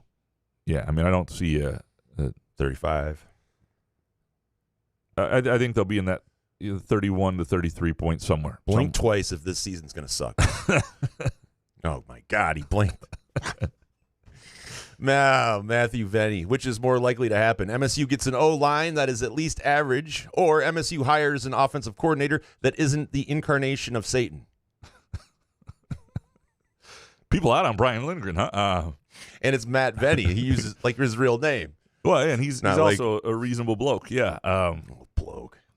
Sorry. Reasonable bloke. I don't really know how to answer this. Yeah. Matthew Venny. Over the past 2 seasons, MSU hasn't had a wide receiver worth mentioning, and that position group as a whole has been underwhelming. At what point would it be fair to start asking questions about Coach Hawkins? Right now, Graham, let's end the show. Call him. Yeah, no, call Hawkins. I think Courtney Hawkins is pretty good, and I think if you listen to, guys like Jaden Reed and you listen to Keon Coleman, they'll tell you about. I mean, I don't. Not every guy is going to develop, and they did lose Coleman, who was supposed to be their main guy. And there are guys like Antonio Gates Jr., who you're sort of waiting on, and not every guy develops. Not every guy ever finds it. But I think Courtney Hawkins is a really good receivers coach, and that's one of the things I feel pretty strongly about. Chris Easlick next. Although sometimes emotion is good, do you think Jonathan Smith's composure and lack of panic last week is a good sign on who's in charge of the program moving forward? I found it refreshing. I think it's great for right now, certainly. I mean, you don't need somebody – the last thing you need is somebody coming out and saying, this is unacceptable and slamming their fist or Brian Kellying it. Is that what Brian Kelly did, after their – It looked fake. That's not where the program is. You got to have just a calm conversation about what's real and what isn't. And you don't look down at the table before you hit it, right? Yeah. You just do it. It looks so fake. It's Brian Kelly. He's so fake, It's though. unbelievable. His accent that he had when he got the LSU gig, I mean, he's a great coach, but amazing. my God. It's amazing. It really is amazing. Chris Eastlick, who was the most underwhelming player last week? To me, it was Jack Velling. Yeah, I thought that was more opportunity-wise. I think the most Can't throw the ball to himself. Yeah, the most underwhelming players to me, and I know it depends on what happens around you, but to me were Montori Foster, Nathan Carter, and Aiden Childs. I mean, those are the three, yeah. Chris Eastlick, will Antonio Gates be the next DeAnthony Arnett? It always seems like we hear how well he's progressing, and then we never see him on the field. Hopefully he gets some snaps to just try something after last week's disaster. You remember DeAnthony Arnett? That was such a big deal. They needed a receiver. They got him in, the transfer for the Saginaw kid, transfer from Tennessee, and then he just wasn't that good. And that sometimes happens. Guys who are big. I mean, Gates was such a good player in high school. You keep thinking at some point it will, and I mean, he's clearly a great athlete. It's fair. I would like to see him get a longer run, but I also think he's obviously not the best receiver in practice if he's not getting that opportunity. Chris Eastlick, Graham, are you getting to the point where your Stallion story may never come out? Not being critical, but does it feel like you've hit a dead end? To answer, at some point, some form of it will come out, and most likely, I'll write a column that'll have some of the details in there, because really, once Central Michigan makes a certain move on their staff, that is corroborating evidence enough that I think allows my sourcing, which I feel great in, to say, so it may not be the breaking story I want at this point. Obviously, it's well after I tried to do that, but some sort of column that spells it out a little bit and, is critical of some other components of it will come out. And if not, we'll just tell as much as we can right here on this here fabulous show. Let's take a really quick break. We come back, many more of your Groovy Donut Twitter questions. Couch in the Rube, presented by our friends at Pure Options, precision crafted cannabis, and our Friday show by our friends at Firekeepers iCasino and Sportsbook app. Hey, sports fans, are you tired of the same old routine? Looking for a way to unwind after a long day? Look no further than Pure Options, the premier destination for all of your cannabis needs in Lansing, Detroit, Muskegon, and Mount Pleasant. Whether you're cheering for the Lions, Spartans, or the Wolverines, Pure Options has everything you need to elevate your game day experience. Mention Couch the Rube when you visit Pure Options and get a Pro Grow 8th with a $50 purchase. It's our way of saying thank you for being a loyal listener. Swing by Pure Options today and elevate your cannabis experience to a whole new level. Firekeepers Online Casino and Sportsbook is the site to play from your phone, tablet, or laptop. Get in on all the football action with pre- and in-game wagering. There's showdowns every week in football that you can't miss. Plus, the college and pro hoops are red hot, and the pucks are cool. Get your first casino deposit and sports wager matched up to $500 each. Terms and conditions apply. Must be 21 or older and located in Michigan. Gambling problem? Call the Michigan Problem Gambling Helpline at 1-800-270-7117. Where else can you cheer on your team, enjoy a mouth-watering burger or savory sushi, sip on handcrafted cocktails, or one of 46 beers on tap? Take your game day or date night to Cask & Company Kitchen Bar or Front 43 Neighborhood Pub near Frandor. Two amazing places with one awesome blended modern American-Asian menu. Catch the game on one of 30 60-inch TVs or stop in for the all-you-can-eat lunch buffet. Enjoy happy hour or elevate your night out at Cask & Company or Front 43 on East Saginaw in Lansing. Ever wonder how comfortable you can be and how good you can look? Put on a Muskox flannel and find out.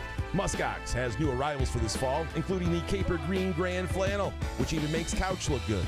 Muskox is a Detroit-based flannel company that creates soft and durable flannels made to last a lifetime. They become a great partner with Couch in the Rube, not just because they make us look good and feel good, but because they're good people too, and a socially conscious company. For every $100 purchase, $10 is donated to the Alaska Wildlife Conservation. Muskox flannels are designed with 100% cotton that is ethically sourced and double brushed for softness. Feel the quality and comfort of a Muskox flannel by ordering at gomuskox.com, where Couch and the Rube listeners can enjoy $15 off their flannel purchase with the promo code HOFF. Find Couch and the Rube podcasts on Spreaker, iTunes, iHeartRadio, Spotify, YouTube, Facebook, Google Podcasts, CastBox, and the Rube's favorite podcast addict.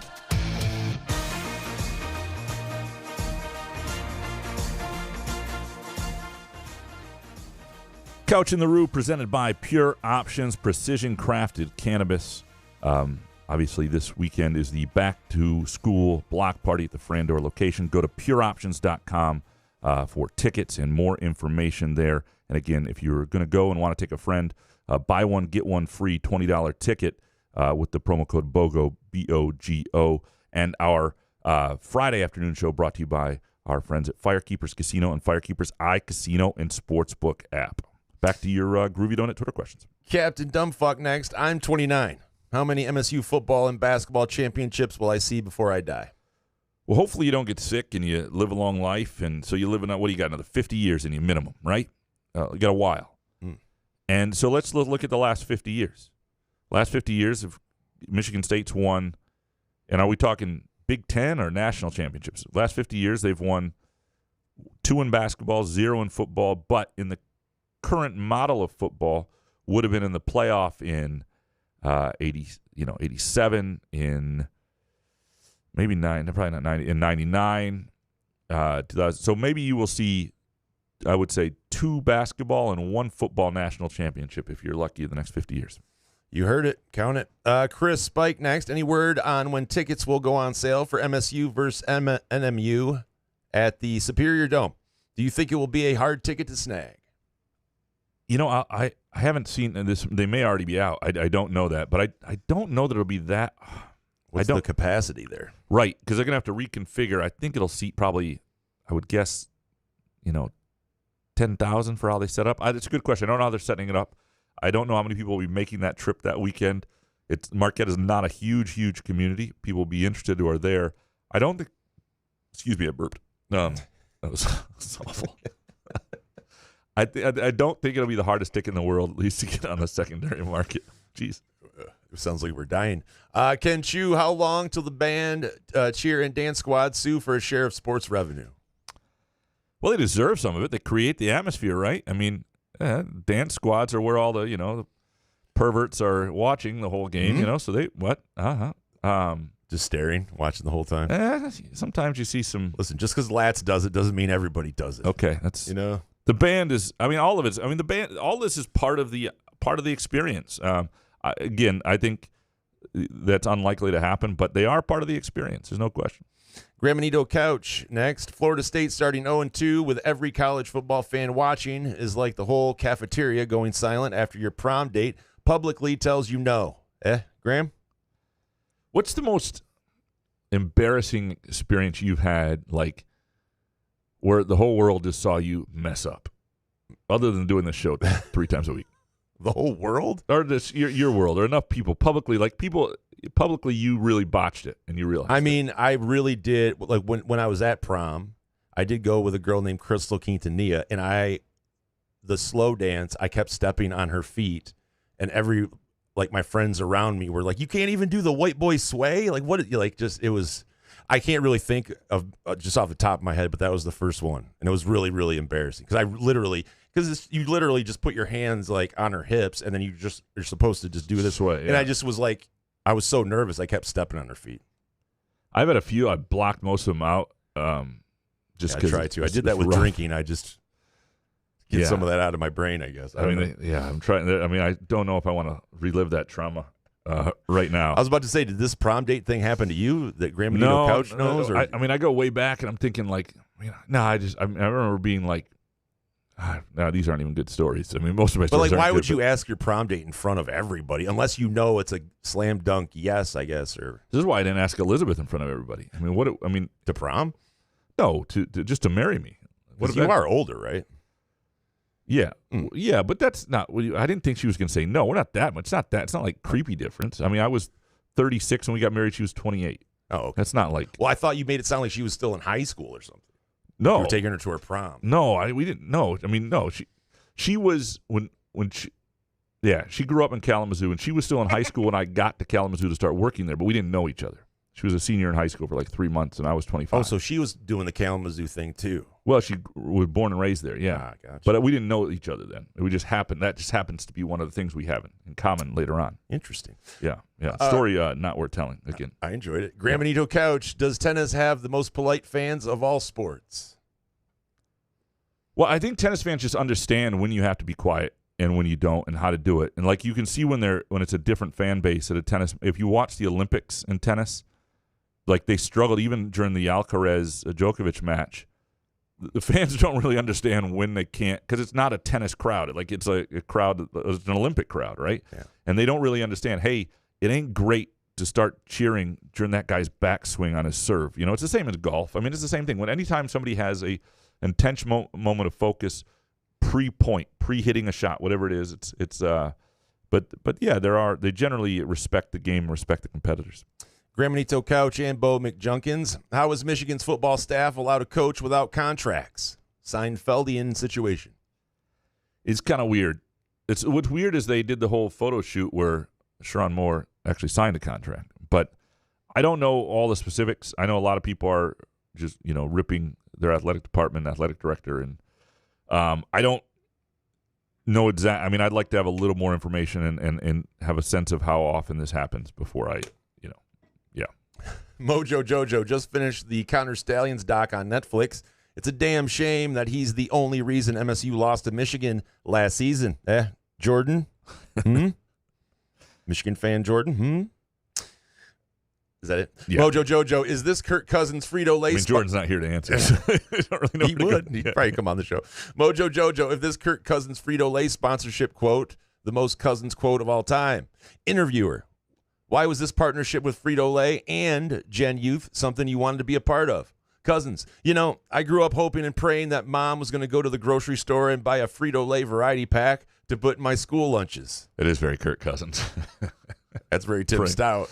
He did. Yeah, Graham Couch. Yeah. He did a nice job. You know what? I used to love the variety pack. You remember the little cereal packages? God. Yeah. We always take them camping. Like it was like 8. It was maybe an 8-pack and it was a lot of stuff that we didn't get. It was Pops and Frosted Flakes, stuff that my mom didn't usually have around the house. It was incredible. Oh man, it made me. It was great being an only child. I could combine them, just throw them all in one bowl. It's. I felt about that the way I feel today when I get a box of Groovy Donuts and eat and get a couple extra. Maybe you should do that. Maybe go back to just eating those small boxes, a little portion control while you're before the treadmill. Well, yeah, this is what I do. If I get Groovy Donuts, I buy 8 and I bring 6 home to Elizabeth. And that's what she knows. And you too can do this. And your wife will be, and her husband or whatever will be no wiser for it. Again, groovydonuts.com to place your order today. If you're thinking about tailgates too, Groovy Donuts will do that. It'll impress everybody around you. It'll add to the experience.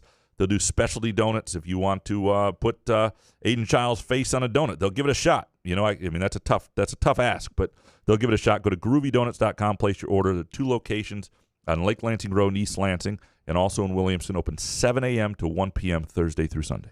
Shep next. I liked Walmart Jordan's MSU questions last week. A similar question for him.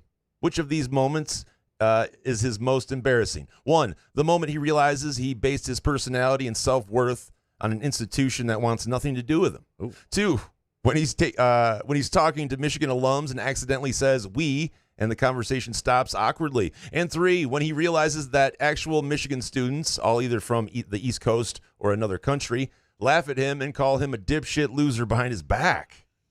We don't see Jordan in here to Man, that's pretty hard. Did Jordan go to Michigan? No. Okay. No, Grand Valley. Grand Valley. Okay. Yeah. Oh, so he's a Grand Valley State fan too. I would hope. Yeah, diehard. Watches every game.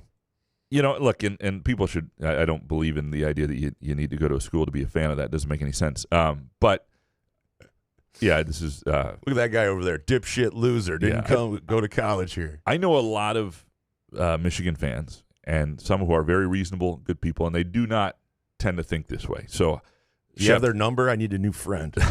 Apparently, Man, Jeff, brutal. Original Dark Mantonio, if the Connor Stallions thing happened at, say, Texas Tech or Vandy, a school with no real heated rivals, no giant fan base, no super rich athletic department, and wasn't in title contention the whole year, do you think there would still have been as much coverage and uproar? It would have been different. I mean, Michigan feeds into it, and the fact that it's Harbaugh and the way he responds. And Michigan's response, they're sort of, we're above this, we didn't do it, F off. Michigan feeds into this with sort of who they are perceived to be. Us against some cases, them. who they are. There is a natural smugness. Yeah, there's no question that Michigan's not just their brand, but their perceived personality and their actual responses played into this.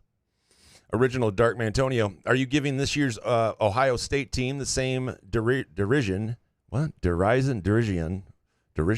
You gave Michigan the last few years for the soft non-conference schedule and 19 home games. All right, hold on. Let me get Ohio State schedule here real quick. I stay under glass.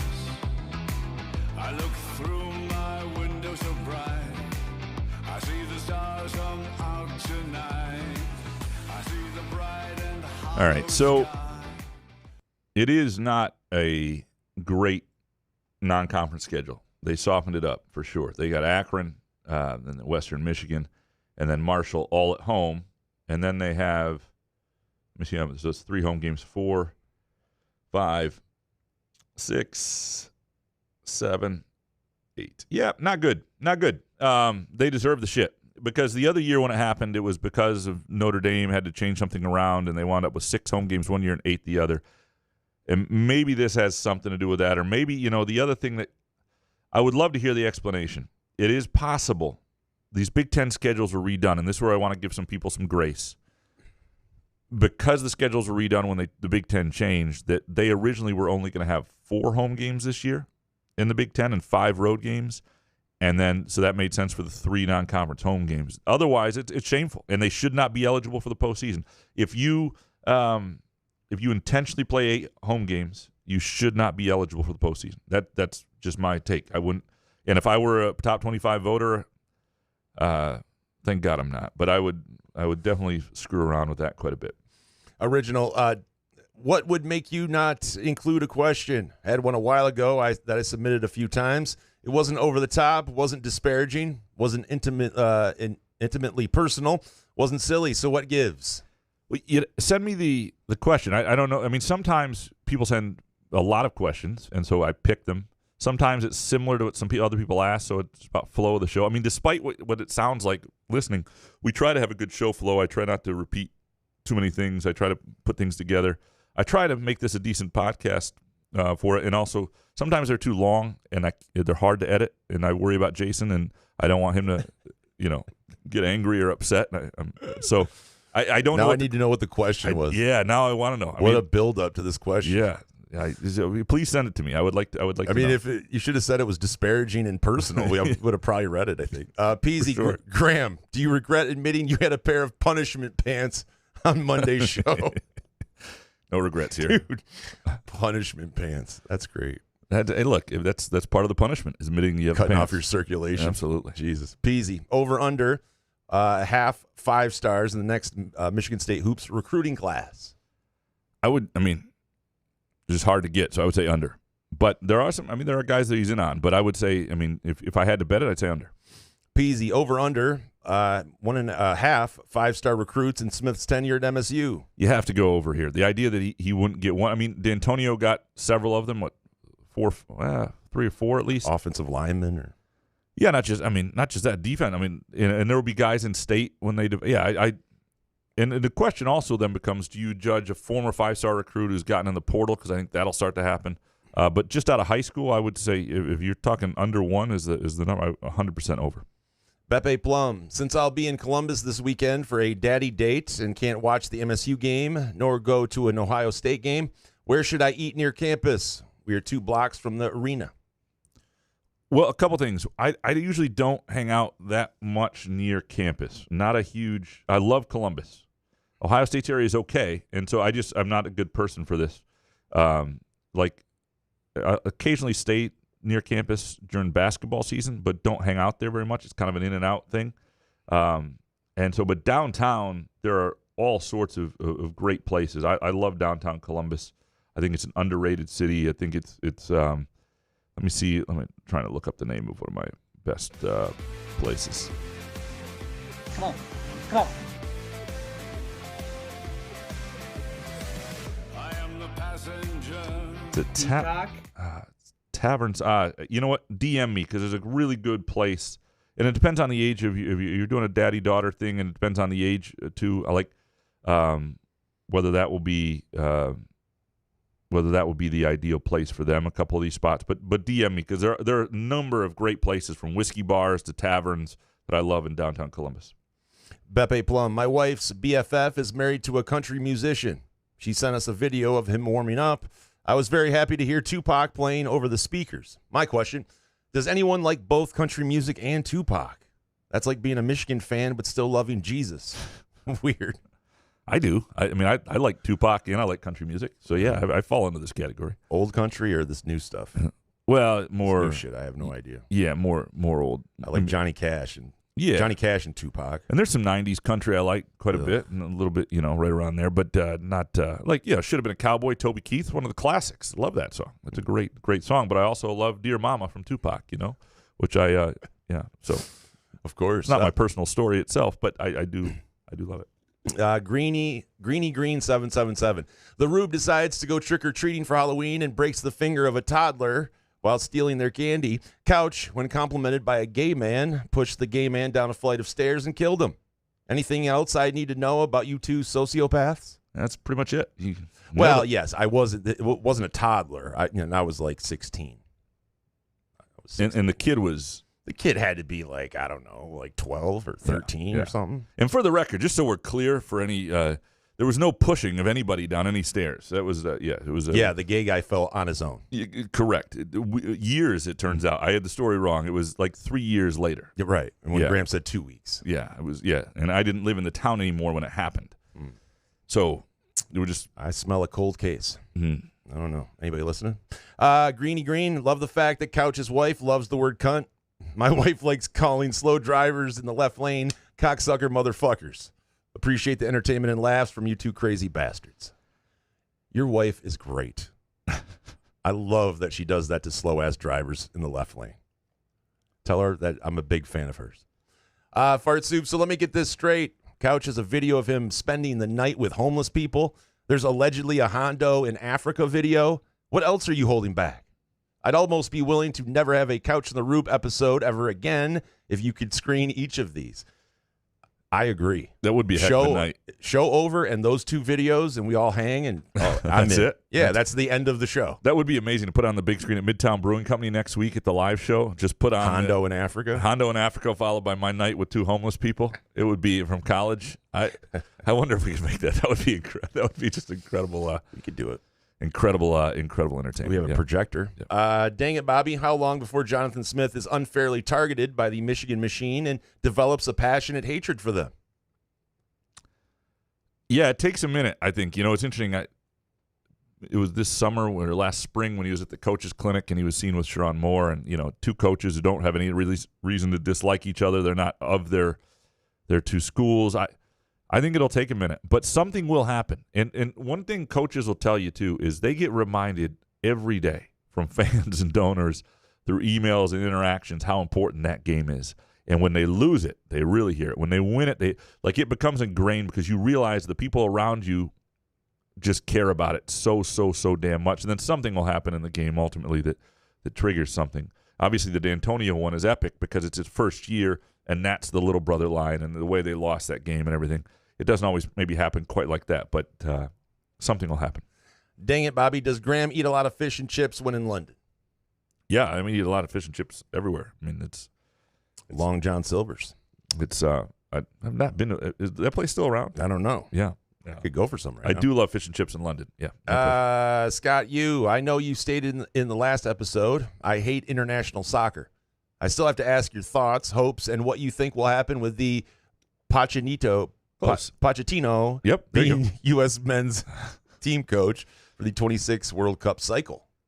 Great hire. Excited about it. And I don't hate international soccer in the World Cup years, really. I mean, and same with the Euros year. It's just between them and all these international breaks that I mean, it drives me nuts. Like this morning, with the lack of soccer anywhere else, I was watching Norway versus Kazakhstan in a Nation League game because Jurgen Holland was playing and was on the treadmill. Anyway, that another story. Was Borat playing? Was he from Kazakhstan? I think he was. Yeah. But I love the move. I think it's good to have fresh eyes. He'll be somebody who's respected. I think it's kind of become a fat and happy group that's sort of all like Weston McKennie. Will that guy have a place in the future of U.S. soccer? I think he's going to have to work for it. I think that's good. And I think those are the type of guys that there's been a little bit of hunger that was lost and a little bit some of the edge. And I don't know. I think it'll be good. Stefan Whitko next. What is the role or ideal role of the pro and high-level college sports team in a community? And what team is exemplary in this role? Well, ideally, you are a representative of the community. You are a place where people can bond and come together and have commonality. And I mean, Michigan State creates that with their football and basketball teams. You get that with soccer teams in every city. You get people like Lansing Common in soccer in Lansing, which is a lower-level club, but there's a lot of stuff in the community where they are truly entrenched and their purpose is helping. So, you know, that what you really want, though, is you want something that is bonds and brings the community together. I think that is the ideal situation. Show Dog and Dalatami next. When will you have Latz in the studio and get him some airtime? Show him man some love.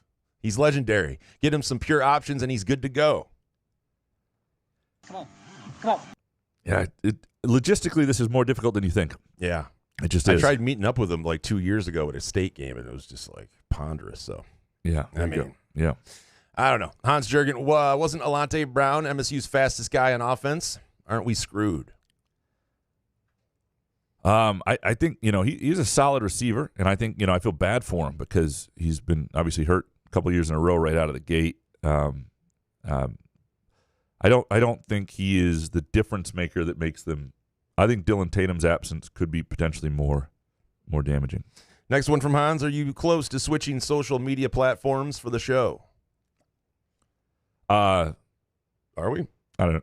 I mean, I would love to be off Twitter, but we're really ingrained there in a lot of ways. And I would like to, you know, I don't know, I'd like to use YouTube more for stuff with comments, and maybe we just do there are lots of things that would be ideal. It's just so many people are so used to using Twitter with us, and there are other ways, sort of newsletter style ways and all that stuff. But I right now we're probably with Twitter as well as YouTube.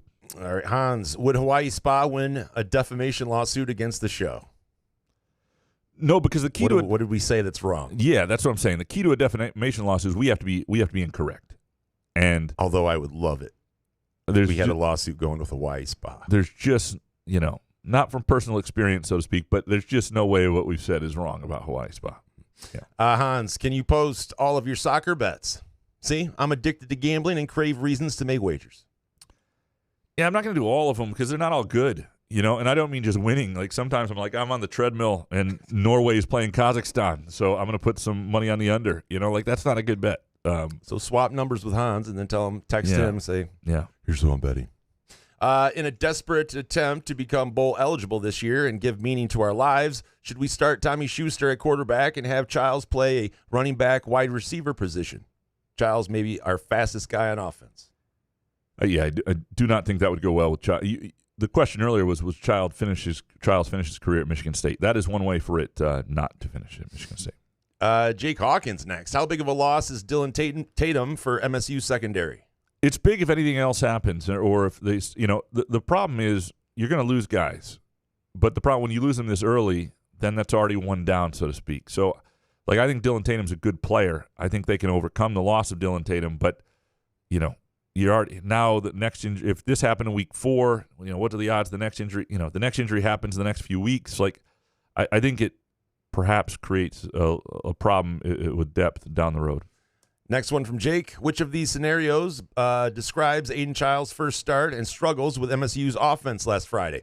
Someone with an old beater car on its last leg trying to start it up and the engine sputters, or someone gifted an exotic sports car like a Corvette but can't drive a stick? I don't know if either is quite a fit, but you'd probably say somebody who has a lot of ability, but yet not yet really ready to make it go. I would say it's the second. So like a Buick LeSabre? Is that what we're going for? Jake Hawkins, great column on MSU volleyball. Was their head coach Leah Johnson one of Alan Haller's hires? And when do you think that they'll be on the verge of winning a Big Ten championship? It was an Alan Haller hire. I think she's very smart and a good coach. You know, I think they will be much more competitive. They got better depth and they've got good talent. I don't know yet that they've got, you know, elite talent, and you need that to win a Big Ten title because you got 4 teams in the top 8. I mean, it's a hard league to win. So I don't know how quickly that happens, but I think first you got to get to the tournament. You got to make people realize you're that team again, and I think this may be the year for that. Upper Deck Jerk Guy, which is the best volcano? Oh, wait, what's the weirdest thing? We missed one from Jake. Fuck, Jake. I'm sorry. Thoughts on downtown Lansing adding more two-way streets? The more, the better. Get rid of Saginaw and Grand River, Oakland going one way because that doesn't help those businesses. Two-way street slows people down. It's good for businesses. If people want to get through the town quickly, why would you ever want to get through Lansing too quickly? This is where you want to be in life. So the more two-way streets, the better. What's Upper Deck Jerk Guy, what's the weirdest thing you've posted to Twitter? How about you here? Well, it's whenever we do a hot take show or a Twitter question show, and I ask T 2 words, and I put it in the old GIF finder. There's some crazy stuff on there, but other than that, at least not anymore. I don't post anything weird. Yeah, I'm sure I have, but I've probably deleted it. Yeah. Upper Deck Jerk Guy, which is the best volcano, Brennistensfjord or Holomundator? I think it's Brennistensfjord. Holomundator. It's definitely Brennistensfjord. How do you say that second? Like, I want to hear someone pronounce Holomundator. Horomandartindur. Yeah. All right, Jerk Guy. Who will be this year's leading rusher for Michigan State? It's going to be K'Ron Lynch Adams. All right. And lastly, finally, have you ever swallowed something you didn't want just to be polite? Grape nuts. I mean, I hate grape nuts. And when I was like 12, 13, I was staying at a family friend's house, and we had grape nuts. A giant bowl of grape nuts, and just I wanted to puke up every bite. So there's that. We appreciate all of you producing our show. We appreciate Groovy Donuts. Go to groovydonuts.com. Place your order. Either location. You can swing on by on Lake Lansing Road in East Lansing or in Williamston, 7 a.m. to 1 p.m. Thursday through Sunday. We appreciate Pure Options. And if you're still listening, you likely a few MGs in. This weekend is the back-to-school block party. You go to pureoptions.com for tickets and event details. We appreciate our friends at Firekeepers and the iCasino and Sportsbook app from Firekeepers and Midtown Brewing Company. A week from this Saturday, 11:30 a.m. live show, Couch in the Rube. Hope to see you there. Good show, man. Yeah, man. Couch in the Rube.